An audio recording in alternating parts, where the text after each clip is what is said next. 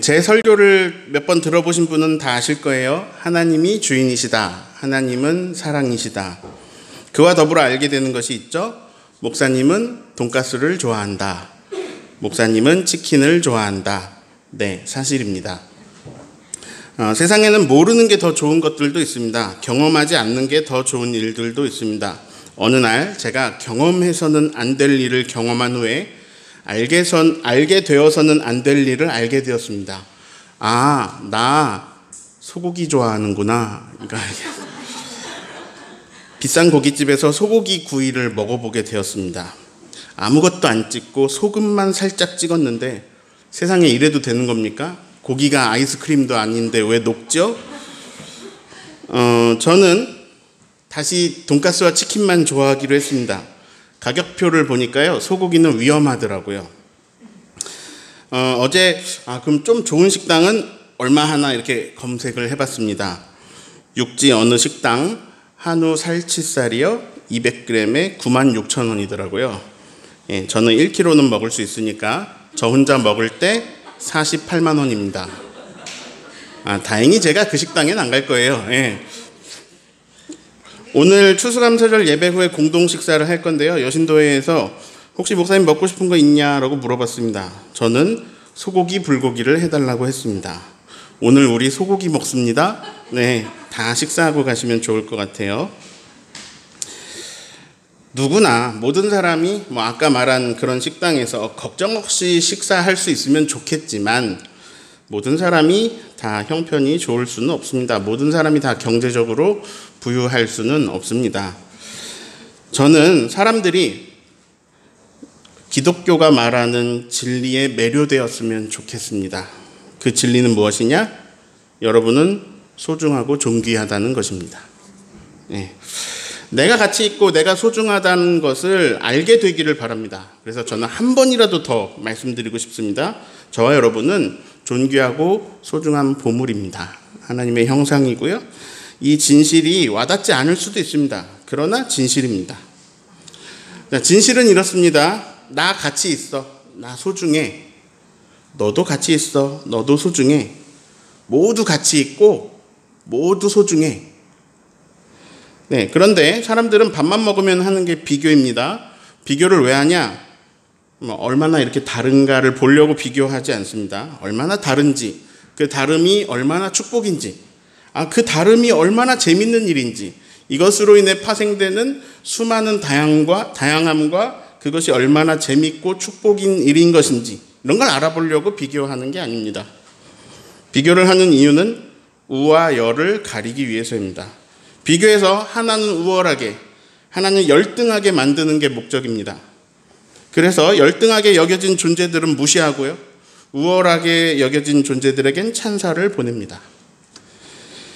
우리는 요즘 모세 이야기를 듣고 있었습니다. 하나님은 이스라엘을 애굽에서 구해내신 후에 그들하고 계약을 맺으십니다. 그 계약의 핵심은 바로 이거예요. 따라합니다. 하나님의 백성은 예배하는 백성이다. 네, 모세 시대에는요, 예배를 제사로 진행을 했습니다. 동물을 잡아 바쳤는데요. 어떤 동물을 바쳤는지 레위기 1장 3절을 읽습니다. 그 예물이 소의 번제이면 흠없는 수컷으로 회막문에서 여호와 앞에 기쁘게 받으시도록 드릴지니라. 자, 어떤 동물이에요? 네, 소. 제가 아까 소고기 얘기를 왜 그렇게 길게 했냐면 이 얘기를 하고 싶어서예요. 하나님께 예물을 드렸는데 소를 바쳤다. 제가 아는 분이 소를 키우시는데요. 소 팔아서 자녀를 대학 졸업시키셨습니다. 소는 큰 재산입니다. 제가 옛날 뉴스 기사 하나를 오려왔습니다. 소 한 마리에 1,000만 원이 넘었다. 1,300만 원이 넘는 소도 있었다. 경차 한 대 가격이다.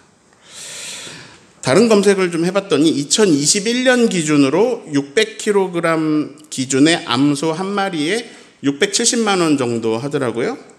축산업이 발달한 지금 시대에도 소가 이렇게 비쌉니다. 재산이 별로 없었던 고대 사람들에게는 이 소가 얼마나 귀한 재산이었을까요? 그런데 세상에 하나님께 번제를 드리는데요, 소를 번제로 드렸습니다.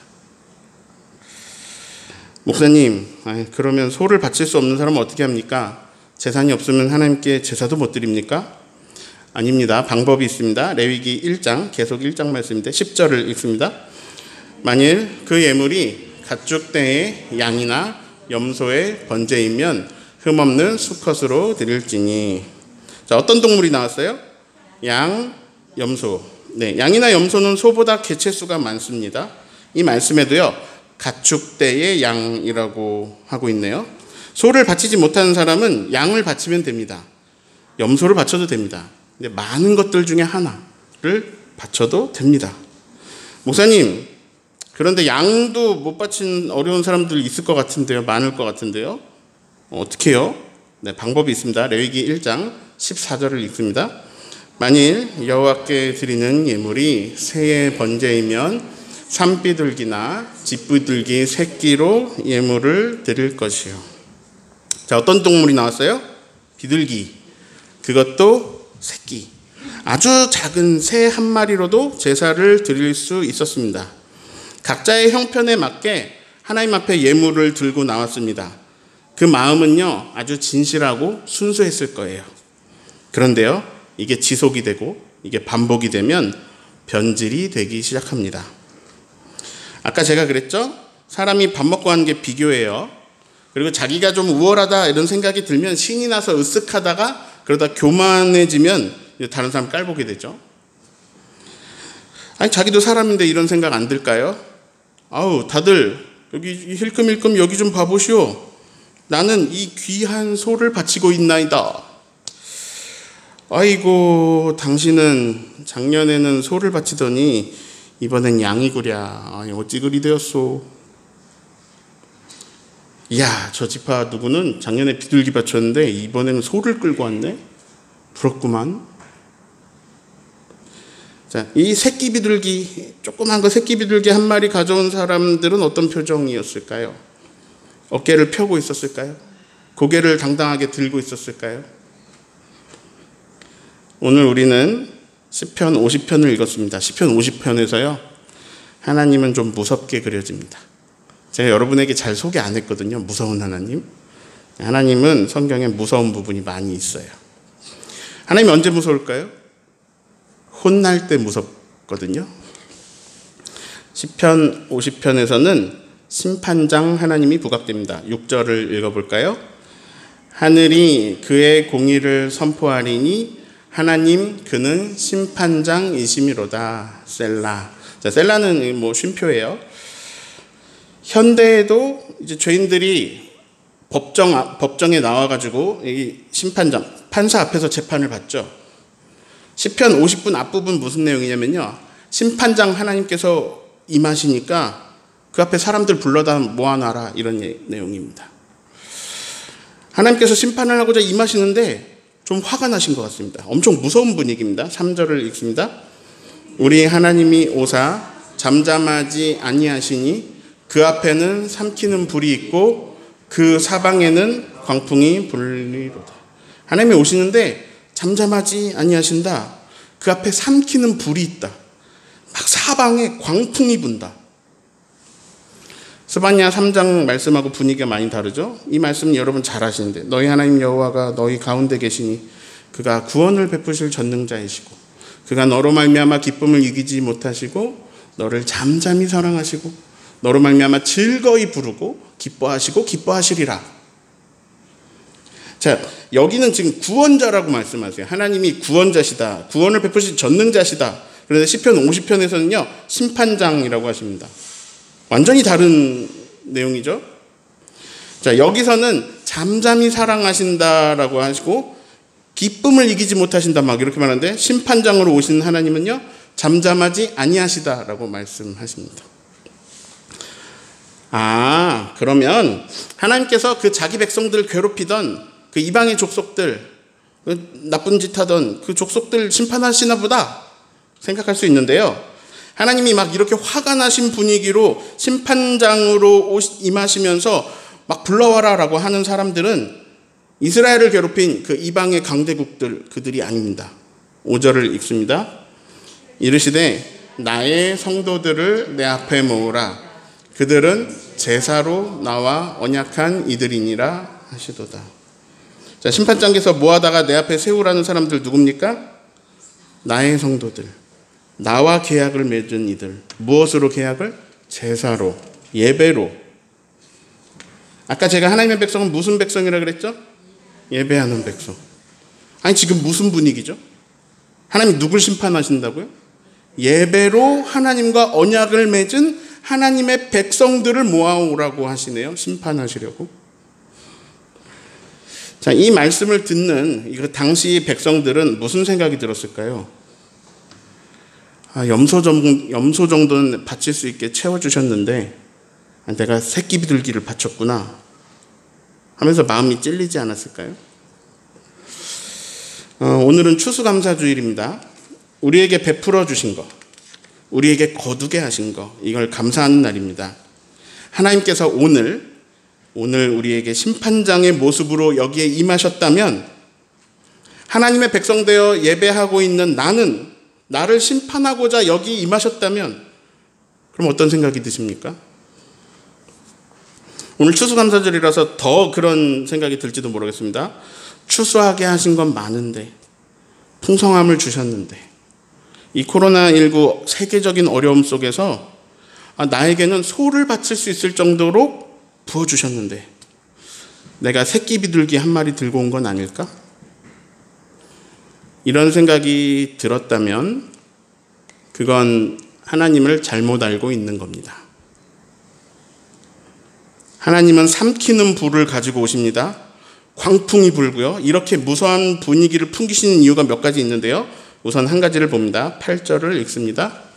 나는 내 재물 때문에 너를 책망하지는 아니하리니 내 번제가 항상 내 앞에 있음이로다.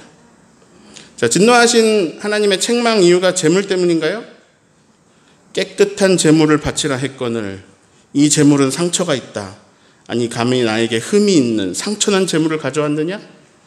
너는 감히 나한테 오면서 재물이 염소가 뭐냐? 소가 아니더라도 수송아지 정도는 되어야 하지 않겠느냐? 야, 이 비둘기를 가져온 자는 뭐냐? 지금 나보고 비둘기를 받으라는 거냐? 이런 게 아니라고요. 아니에요. 자, 9절, 10절, 11절 같이 읽을까요? 내가 너의 집에서 수소나 너의 우리에서 수렴소를 가져가지 아니하리니 이는 산림의 짐승들과 뭇산의 가축이 다 내 것이며 산의 모든 새들도 내가 아는 것이며 들의 짐승도 다 내 것이미로다. 하나님 이렇게 말씀하시는 거예요. 나 너네 집에 있는 소, 너희 우리 있는 염소 그거 안 가져갈 거야. 야, 이 세상 모든 짐승이 다 내 거다. 온 세상 동물 다 내 거야. 내가 소가 더 필요하겠니? 내가 그런 것을 원하겠느냐? 지금 어떤 백성들은요, 심판장 하나님 앞에 모아오라고 끌려왔잖아요. 막 어리둥절합니다. 내가 그 귀한 소를, 내가 그 되게 힘든 건데, 그거 번제로 드렸는데, 하나님 왜 진노하시지? 그들은 명령대로 번제를 드렸습니다. 좋은 제물로 드렸습니다. 그런데 그들이 잊은 게 있습니다. 분명히 번제했는데, 분명히 제물을 드렸는데, 좋은 걸로 드렸는데, 그들이 잊은 게 있습니다. 14절을 읽어볼까요? 감사로 하나님께 제사를 드리며 지존하신 이에게 너의 서원을 갚으며. 그들이 잊은 것이 있습니다. 번제는 드렸는데, 소로 드렸는데 그 안에 감사가 없습니다. 하나님 말씀하십니다. 감사로 제사를 드려라. 너의 서원을 갚아라. 서원은 하나님께 한 나의 약속입니다. 나와 한 약속을 지켜라. 근데 이 부분은 오늘 안 다룰게요. 자, 만약에 어떤 사람이 오늘 10억을 헌금했어요. 소 100마리가 넘는 금액을 헌금했어요. 그러면 하나님이 그러실 거예요. 얘야, 전 세계에 있는 모든 돈이 다 내 거야. 온 우주에 그 수많은 별이 다 내 거야. 다 내 거란다. 하지만 나는 너에게 원하는 게 있어. 나는 네가 나하고 예배로 깊이 있게 맺어지기를 바라고 나는 네가 감사로 예배하기를 바란다. 하나님 받으시고 싶은 것은 재물이 아니었습니다. 구약시대의 제사는요, 소를 번제물로 태우면서 소의 기름을 드렸어요. 고기 먹어보니까 그 기름 맛이 마블링이 맛있더라고요. 소의 기름을 드렸어요. 귀한 거 드렸어요. 하나님이 받고 싶은 것은요, 소의 기름이 아니었습니다. 감사로 하나님께 제사를 드리며, 제사는 소의 기름으로 드리는 것이 아니라 감사로 드리는 것이다. 소나 양이나 비둘기는요, 그냥 그게 뭐냐, 이게 감사를 표현한 도구일 뿐 하나님은 우리의 감사를 원하신 겁니다. 그런데 사람들은요, 소나 비둘기를 드리면 제사를 드렸다고 생각하는 거예요. 아까 레위기 1장에서 제가 이 부분에 되게 감동을 받았는데요. 똑같은 표현이 3번 나와요. 아까 소, 양, 비둘기 3번 말씀이 나오잖아요. 그거를 설명해주는 9절, 13절, 17절에 똑같은 말씀이 3번 나와요. 소의 번제 이렇게 나옵니다. 이는 여호와께 향기로운 냄새니라. 양, 염소의 번제도요. 이는 여호와께 향기로운 냄새니라. 비둘기 번제도 똑같이 나와요. 이는 여호와께 향기로운 냄새니라. 소가 비둘기보다 향기롭다? 이런 거 없어요. 모든 예물이 하나님 앞에 향기로운 냄새가 되었습니다.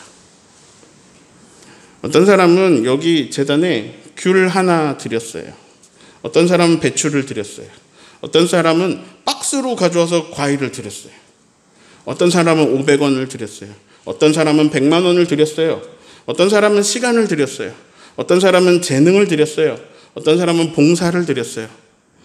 막 빗자루질 하는 거, 식당에서 수고하는 거, 아이들을 가르치는 거, 연습을 하는 거, 이 모든 것이 다 하나님 앞에 향기로운 예물입니다. 그런데 그 안에 빠져서는 안 될 것이 있어요. 감사입니다.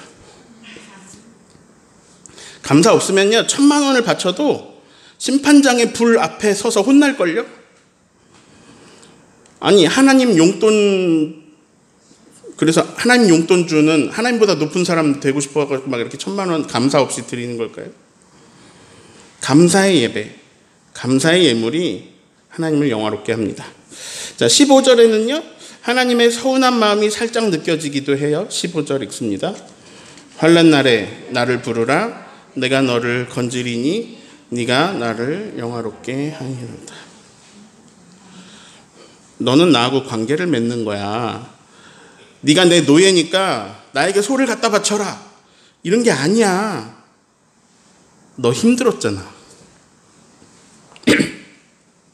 근데 너는 왜 환난 날에 나를 찾지 않니? 왜 너는 환난 날에도 아유, 소를 바칠까? 양을 바칠까? 왜 이런 생각만 하고 있니? 왜 그런 거에 신경을 쓰고 있니? 어려울 때는 나를 찾고 나를 부르면 되잖아. 그러면 내가 너를 환난에서 건질 건데. 아까 시편 50편에 무슨 하나님이 나타난다 그랬어요? 구원자 하나님이에요? 심판의 하나님이에요? 심판장 하나님 나타났잖아요. 근데 여기 시편 50편이잖아요. 근데 여기는 아까 스바냐 말씀처럼 구원자의 모습입니다. 내가 너를 그 어려움에서 구원할 거야. 건질 거야. 그리고 너는 나를 영화롭게 할 거야. 왜냐하면 넌 힘들었으니까. 근데 내가 너를 구원하면, 건지면 너는 그 구원을 진심으로 감사할 거니까. 시편 50편에는 하나님을 영화롭게 한다 이 표현이 2번 나와요. 한 번 방금 나왔습니다. 나를 부르면 내가 너를 환난에서 건질 거야. 너는 나를 영화롭게 할 거야. 주영광교회는 주님만 영광 받으시는 교회입니다. 내가 영광을 받는 게 아니라 나는 영광을 돌리죠. 하나님이 영광을 받으시죠. 너는 세상의 빛이다. 너희 착한 행실을 보고 하나님 아버지께 영광을 돌리게 하라. 그래서 이제 주영광교회 원래 있었지만 제가 부임한 이후로 주영광교회 앞에 세상의 빛을 붙여서 세상의 빛 주영광교회라고 부르기도 했죠. 그런데 하나님께 영광 돌리는 건요, 착한 행실을 행해서 빛을 비추어서 모두가 영광 돌리게 하는 것 말고 또 있습니다. 그건 뭐냐면 아까 말했듯이 환난에서 건지시는 하나님을 체험하는 겁니다. 힘들고 어려울 때 소를 드리냐 비둘기를 드리냐 이거 고민하는 게 이게 신앙이 아니라 힘들고 어려운 때 하나님을 부르는 게 신앙입니다. 그 결과는 하나님께 영광 돌리는 일로 나타날 것입니다. 자, 하나님을 영화롭게 하는 것, 하나님을 부르는 거예요. 그리고 두 번째 하나님을 영화롭게 하는 얘기가 마지막 23절에 기록되어 있습니다. 23절을 읽습니다. 감사로 제사를 드리는 자가 나를 영화롭게 하나니 그의 행위를 옳게 하는 자에게 내가 하나님의 구원을 보이리라.